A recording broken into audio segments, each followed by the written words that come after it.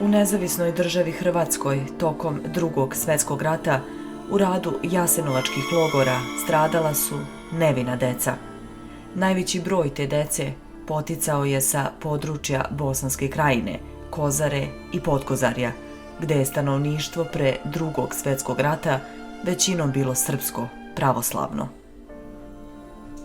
Vrhunac ustaškog zločina predstavljaju koncentracioni logori smrti za decu starosti od mjesec dana do 14 godina, gde je iskazana neverovatna okrutnost i brutalnost u načinu izvršenja zločina. Deca otrgnuta iz majčinog naručja postala su nemoćna bića, prepuštena sama sebi i broj bez imena i prezimena, a ubicama su samo brojevi bili dovoljni. U kojem masovnom ubijanju ste još učestvovali? Učestvovao sam u masovnom ubijanju u Staroj Gradiški, ne znam točno kojeg mjeseca. U zimi, u siječnju ili s početkom veljače 1942. godine. Pobijeno je 150, a možda i više ciganki i cigana. Kako ste vršili ubijanje cigana? U ležećem stavu. Odvodili su ih i ubijali željeznim polugama, šipkama. Bilo je mnogo prisutnih, a među njima Luburić i Brkljačić. Je li to pop Brkljačić koji je bio tamo? On nije bio svršeni pop. Mislim da je bio student bogoštovanja. Što ste vi bili u logoru Stara Gradiška? Postao sam član uprave i član komisije za primanje i otpremanje u logor.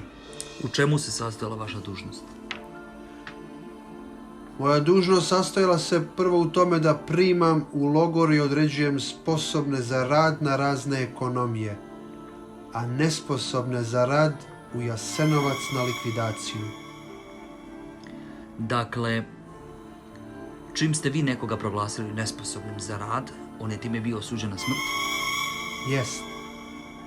A jeste li vi bili svjesni da time što proglašavate nekoga nesposobnim za rad, time ga šaljete u smrt? Jesam. Bio sam svjestan da svaki takav ide u smrt. Pa jeste li u isto vrijeme otpremali ljude na rad u Njemačku? Jest. Koliko? Po mojem shvaćanju oko 10.000. Je li tu bilo i žena? Bilo je i žena i djeca. Najprije su odlazile čitave obitelji. U Njemačku? Jest. Oduzimala su se djeca. Što ste radili s tom djecom? Ta djeca su određivana za domove u Sisku, Zagrebu, Jaski i Feričancima. A slabu djecu ja sam otrovao. Kako ste ih otrovali? Odveli smo ih u jednu sobu. Nije bila velika, ni 4 na 4 metra. Onda sam bacio plin. Kakav? Ciklon. Koliko je moglo biti te djece? Djece je otrovano samo 63. Kako su velika, kako su stara ta djeca? Bilo ih je od 2 do 10 godina, a možda i 12 godina. Zarobljeni mališani, oni koji su imali sreće da ne budu ubijeni, vaspitavani su u duhu katoličanstva i ustaštva ili davani na usvajanje hrvatskim porodicama u kojima su našli spas i preživali rat. Neki od njih su, nažalost, zauvek izgubili svest o identitetu, veri iz koje su potekli i nacionalnoj pripadnosti. Mnogobrojna su potresna sećanja i svedočanstva o stradanju deci sa Kozare u ustaškim logorima, pretočena kroz knjige i dokumentarne filmove. Dugi niz godina se o tome nije mnogo govorilo u javnosti komunističke Jugoslavije, zarad bratstva i jedinstva, a činjenica da je prvi igrani film o Jasenovcu, Paklu na zemlji, snimljen nakon 70 godina od zločina, mnogo govori o srpskoj kulturi sećanja. Očigledno je da su ponajviše Srbi krivi što su ustaški strašni zločini gurnuti pod krvavi tepih istorije odnosa srpskog i hrvatskog naroda. Ali sjećam se ja svega ovo, kad sam vidio, ista stvar je kao i sam u sebi. Recimo, ona djeca što su bili obučeni. To smo mi bili. Janjičari, mladi. Da. Kako su ih zvali? Mlade ustaše. Kozaračke mlade ustaše. Znam da je dolazio jedan čovjek nam pričao. Jedan dan.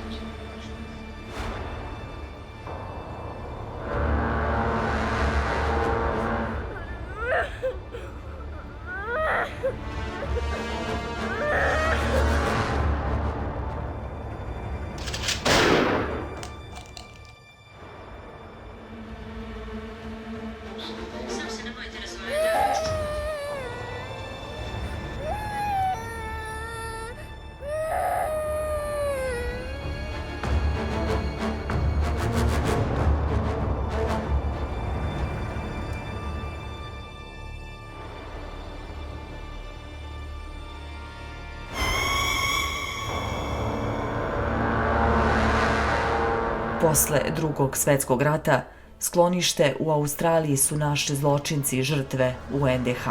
4 preživele dece ustaških logora, Bogdan iz Trbovljana, Savo iz Donjeg Podgraca, Zorka iz Miloševog Brda i Mirko iz Bistrice svedoče za naš program o strahoti dečjih logora. Stara Gradiška, tu smo cijeli taj, koliko je naroda bilo. Uglavnom kad smo došli u one zidove, to je toliki krkljanac bio da Bože sačuvaj, deca plaču, šta se, ne znam ni sam kako je sve bilo. Plača, pa i to kako plača.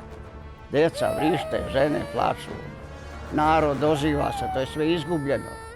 Kako je ta kolona išla i to je samo teralo stoku i ono oduzimalo i kud su s njima išli, ja nemam pojma to. I to je bila velika gužva u tim zidinama tamo unutra u logoru. Ujutro su počeli odvajati. Pozivaju ljude prvo. Onda pozivaju devojke i žene bez djece. I to su sve odvajali. I sad tamo neko je pitao, neko je znao njemački da govori, neko je ovo. I tamo je bio tumač njemački. I kaže, svi ćete da idete za Njemačku. Ti koji su žene bez djece, devojke, ljudi mlađi i tako. A ono drugo je stajalo sve unutra u zidu, u logoru. I tu smo mi bili, tačno ne mogu da se sjetim koliko dana smo mi bili.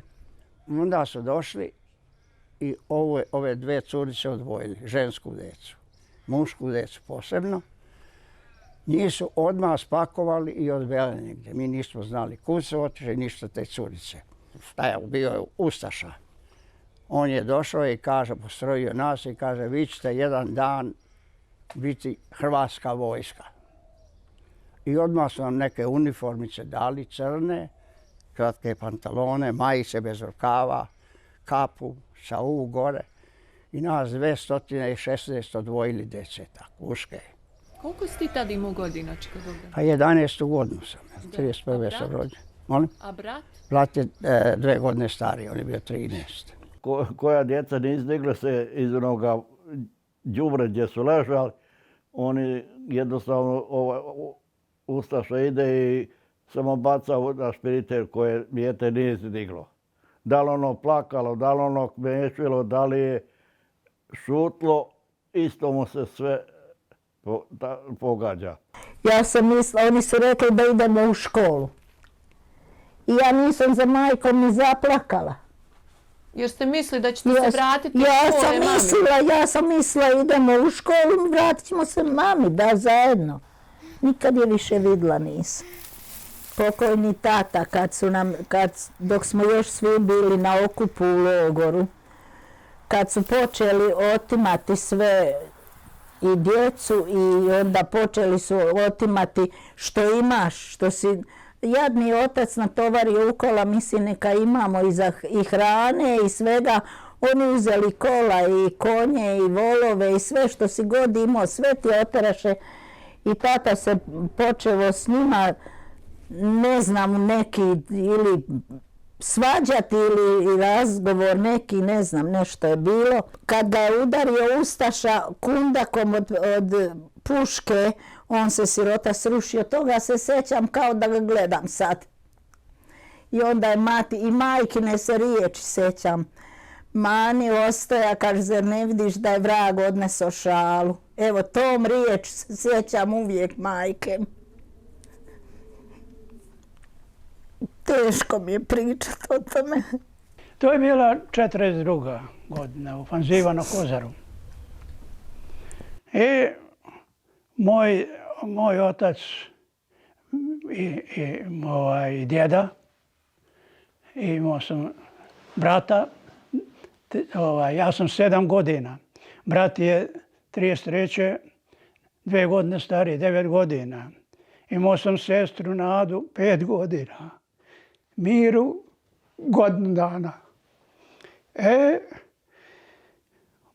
Komšije moje, imao sam tu rođaka, Simu Mandića, Sričevića, Dragoju Mandića, rođaka. Oni su imali isto po 2 djece, 1 dijete. I njih su moje te komšije, i moga oca i djede, i te Simu Mandića, i Dragoju Mandića, i djede, i tatu. Okupili su neke u Jasenovac, neke u Zemun. U Zemun logor. Tamo i kaže kako jedan nekako pričao je poslije rata kako je on izbjegao da su jedan drugoga jeli. U Zemunu, da se mučili. Toliko i Jasenovac. Oni su oterani. Poslije su ustaše nas, kaže, pakujete da idemo. Žena i djecu. Idemo mi, ne znamo kud ćemo. Idemo neko, prešli smo mi, ja mislim, kroz Gradišku, preko Save, rijeke Save i u Mlaku. Tu je bila velika poljana, farma, poljana. I tu smo prenoćali, sutradan kiša udarila, žene prave kolibe. Da se djeca mala jauču. Ustaše te zapale kolibe, znaš, to od pruća kolibe. Zapale, plaču djeca, gladna, nema neko, šta što dijete, sestra od godinu dana, ova od 5, to je. Pa te kolibe žene udaraju kundakom od puške, udaraju nered, jauče, djeca preplašena. To smo saznali da su Knežopoljci. I njih su proterali kolona, tu je njih bilo, ja mislim, 60. I išli su, prošli su tu, put je bio gdje smo mi bili na toj ledini i bilo je možda 100 metara štale su bile tamo. To je bio veliki zid. I njih su postrojili kod toga zida i onda je ovaj jedan, ko je bio, šta je bio, ne znam, komandovo i oni su počeli rafalima udarati. I ono ljudi onako povezano samo padaju, neki se vrti, neki, mi gledamo sve očima. I poslije dođoše njih 5-6, nose klešta i seku one žice. I jedan, šta je bio po činu, znam da ima čin neki, ide sa pištoljem i koji god se vrte, on još puca mu u glavu. Trpaju na one platone, to su bila kola gumena, točkovi, i onda gore samo bacaju ne lešove. I to je moglo biti otprilike jedno 200 do 300 metara je bila kapija jedna za u Savu dole. Tu je bio vagon jedan na koji su oni trpali te lešove i onda samo spusti dole, nizbrdo. A dole je bilo, to smo mi vidjeli sve kroz tu kapiju. Dole su stubovi bili i ono udari vagon, ono sam srože se dole. I oni na čekrk onaj uzvuku nazad i tako drugu turu. I tako je to išlo svaki dan dok smo tamo bili. Koji su umirali, koji su tukli, te su glavno taj dan sve sručili dole u Savu. Sestra jedna bila najstarija, pa je bio on, pa onda druga sestra. I sad te 2 sestre su otišle za Njemačku. A ovaj brat nije htio mamu ostaviti. Mama je bila puno mirna, seljačka žena, nije on se bojao za nju, nije ti evo mamu ostaviti, ubili su je u zagrljaju. Zagrlili su se, nisu se dali rastaviti, ustaše su ju ubili. I dobro se sjećam, dođe jedan, tako smo mi saznali da je Jevrej bio. A on je bio, kako su oni to nazivali, slobodnjak, koji je čuvao stoku tu našu tamo u poljima. I on je uzeo te kuruza i ispekao. A žena mu je bila unutra u logoru i donio da njoj to da. I kako je taj ustaša saznao za to i izvede ga otuda, nije bilo nikako 5-6 metara od nas. I on čovjek se moli ga ovako, moli ga s rukama.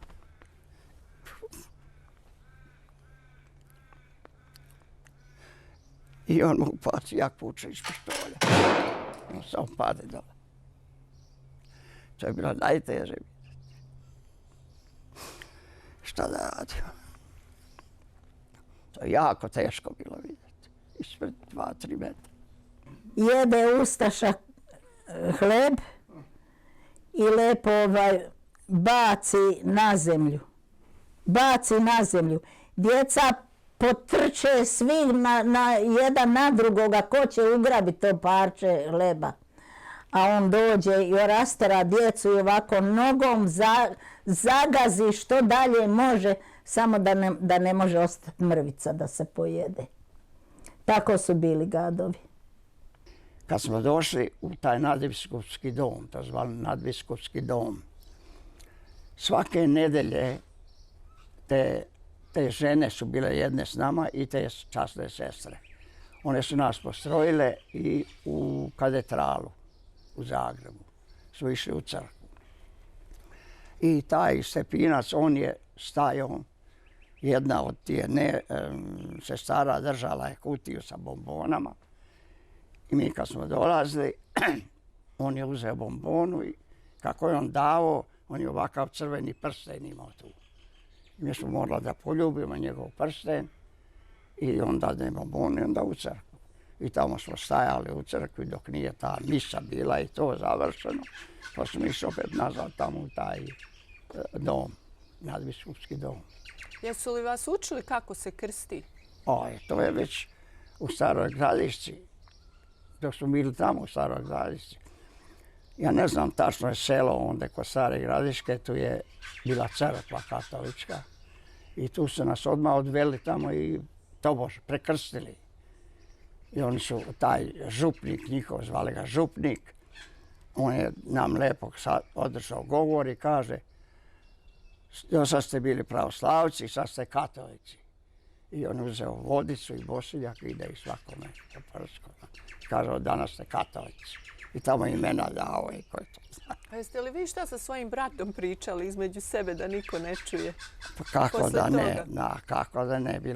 Kažem, bilo nas jedno 14-15 koji smo bili preko 10 godina. Mi smo obavezno se sastajali, sve razgovarali, pričali.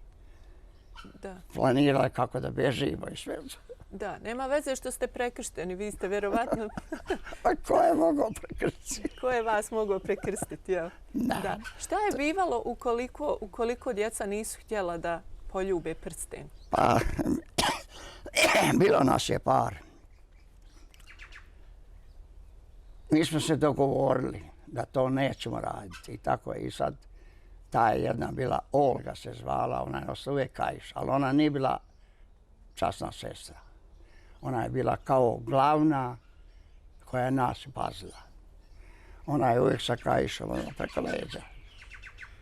I šta ćeš? Udari nekoliko puta, moraš ljubiti, gotovo. Ali on je opet... Sila Boga ne voli. Ja ne mogu, kad sam čuo da ga hoće da ga posvete, joj Bože, oprosti mi Bože. A šta ćeš, tako je bilo to. Ne daj Bože nikome da doživi, nikome. Tu je, djeca su dolazili čovjek pa da izvidite vršili nuždu. Nije bilo negdje na drugom mjestu, već tu smo morali ići. I koje dijete nije bilo, mislim, došlo je dotle, ali je bilo nemoćno, slabo je bilo. I ono kad se čučne dolje, on je samo njegov zaljublja se i on samo upadne dolje. Žensko, muško, nije važno koga je bilo. Ako ne mere da se digne, mislim kad završi nužda, ako se ne mere da digne otale, ostane tu i kad upadne i gotov je. Čuješ, ti ustaški radni logori, kako sam ja čuo, oni su kopali za mrtve. Razumijete? Tamo, kopali su za mrtve te rupe, da ih bacaju u rupe. Tu su ispaljivali u Ciglani, u Jasenovcu. Tu su ispaljivali sa plinom, šta nisu radili, ubijali, mučili. Šta se ima, to su radili, što su samo kopali. Niko nije pričao da je to bilo. Da su oni imali šta raditi, da su oni imali šta raditi, nek radili su to, kopali i saranjivali te iznemogle koji nisu mogli više ništa da urade. Ubijali i tako, mučili. Ima tamo sve u muzeju s čim su i mučili i ubijali, razumiješ. Ali to je Tito dosta toga sklonuo, znaš, da se ne vidi. Poslije on to sklonuo. Ali tako smo mi razumeli da su to radili oni, kopali i saranjivali mrtve. Da, ali su ubijali. bacali To su je i u tako. Savu. A ovo što su djeca, to je umrlo od gladi i od žeđi. I ubijali su i šta nisu radili, razumiješ. Ne slušaju. Tako da su to poslije kad su oduzeli tu djecu malu djecu, isto su išli u vagone strpali, neki su do logora i pomrli. To, na primjer, kao ta moja sestra od godinu dana, bila 5 godina, to je poubijano. Ništa nije niko vratio se. Kad oni kažu da je to bio radni logor, a zašto se niko nije iz Jasenovca vratio živ, jel tako? U Njemačku, samo iz Njemačke se vraćali ljudi živi, koji su išli na rad. To je nije bila tajna. Moj otac i još ovi neki. Ko je još u Jasenovac, on nije živi. Jer to mi je radni logor. Zar nije bilo lakše ako si ti radio da ti dođeš iz Jasenovca kući nego iz Estonije, iz Njemačke, iz Austrije i šta ja znam. Koji njima upao u ruke, on se nije vratio. Ne znaš. Uopšte se nije vratio.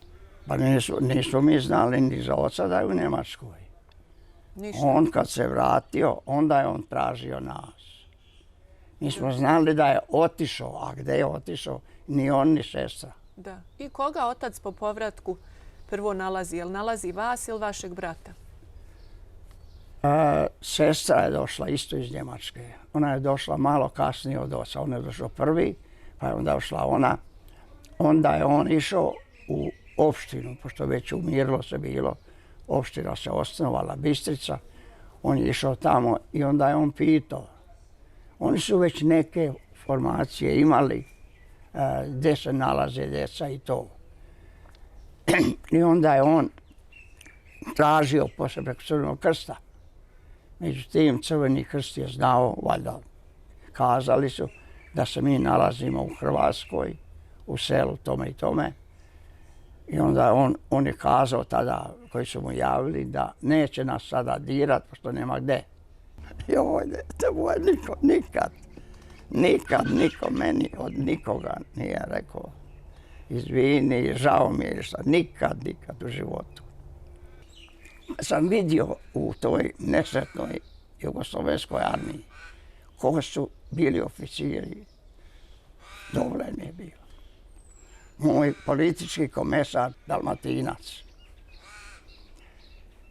Ja sam uvijek njemu uvidio na čelu.